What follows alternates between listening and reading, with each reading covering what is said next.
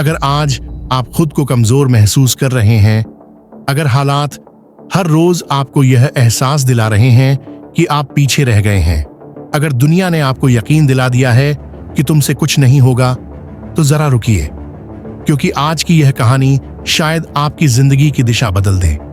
यह कहानी है एक ऐसे इंसान की जिसने गरीबी को अपनी पहचान नहीं बनने दिया और हालात को अपने सपनों से छोटा बना दिया। यह कहानी है डॉक्टर APJ अब्दुल कलाम की। तमिलनाडु का एक छोटा सा शहर रामेश्वरम, चारों तरफ समुद्र और बीच में एक बहुत ही साधारण सा घर। इसी घर में जन्म लेता है एक दुबला पतला सा बच्चा, नाम अब्दुल कलाम। घर में पैसे की कमी थी, लेकिन संस्कारों की कोई कमी नहीं थी। पिता नाविक थे, ईमानदार, शांत और अनुशासित। मां सादगी और सब्र की मिसाल थी।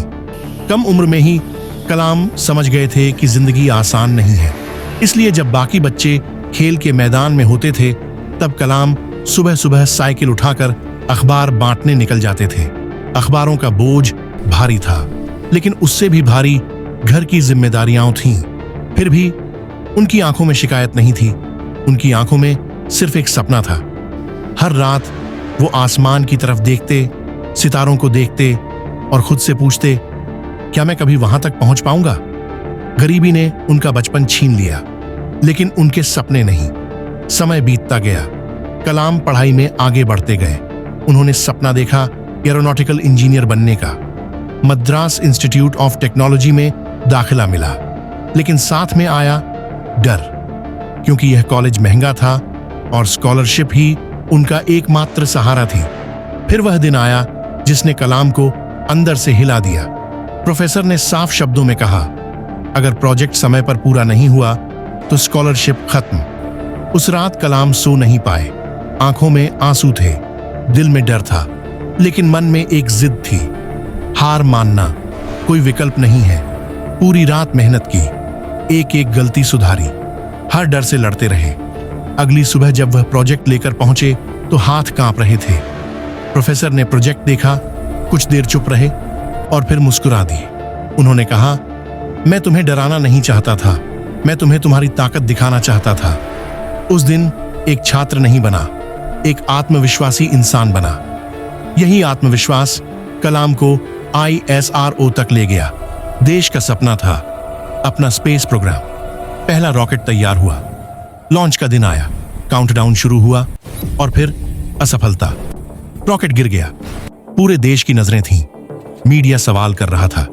कलाम चुप थे, नजरें झुकी हुई थीं। लेकिन तभी उनके वरिष्ठ वैज्ञानिक सतीश धवन आगे आए और पूरी असफलता की जिम्मेदारी खुद पर ले ली। अगले साल फिर वही टीम, फिर वही सपना, फिर वही मेहनत। इस बार रॉकेट सफल हुआ और इस बार सतीश धवन ने कलाम को आगे खड़ा किया। उस दिन एक बहुत बड़ा सबक लिखा गया। महान लोग असफलता खुद लेते हैं और सफलता दूसरों को दे देते हैं। इसके बाद अग्नि, पृथ्वी और आकाश जैसी मिसाइलों ने भारत को मजबूत बना दिया। दुनिया ने एक नाम दिया, मिसाइल मैन ऑफ इंडिया। साल 2002 में इतिहास रच दिया गया। एक वैज्ञानिक भारत का राष्ट्रपति बना, लेकिन सत्ता बदल गई, इंसान नहीं बदला। वही सादगी, वही मुस्कान, वही बच्चों से प्यार। कलाम बच्चों से बात करते, युवाओं को सपने देखने की हिम्मत देते। वो कहते थे, सपने वो नहीं होते जो नींद में आते हैं, सपने वो होते हैं जो आपको नींद नहीं आने देते। 27 जुलाई 2015, एक क्लासरूम, सामने छात्र। कलाम भारत के भविष्य के बारे में बोल रहे थे और तभी वो गिर पड़े। एक शिक्षक पढ़ाते पढ़ाते अमर हो गया। उन्होंने जिंदगी भर कुछ मांगा नहीं, लेकिन देश को सब कुछ दे दिया।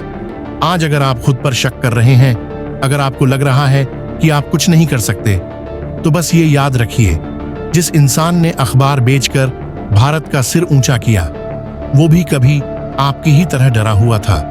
फर्क सिर्फ इतना था, उसने हार मानने से इनकार कर दिया। और शायद अब आपकी बारी है।